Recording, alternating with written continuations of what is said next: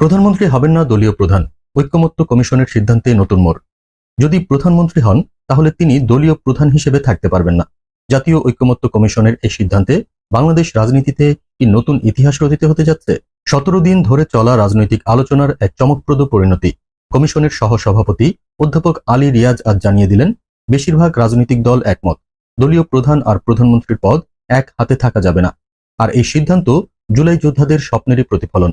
তাদের লড়াই ছিল যোগ্যতার ভিত্তিতে নেতৃত্ব গড়ার জন্য, না যে শুধু চাকরির কোটা, বরং নেতৃত্বেও হোক মেধার জয়। তবে সবাই যে একমত তা নয়। বিএনপি, এলডিপি, লেবার পার্টির মতো দল এখনো চায় একজন মানুষই থাকুক দলীয় প্রধান, প্রধানমন্ত্রী এবং সংসদ নেতা। কিন্তু জামায়াত, এনসিপি সহ অধিকাংশ দল স্পষ্ট, নেতৃত্ব ভাগ হোক, ক্ষমতা কেন্দ্রীভূত না হোক।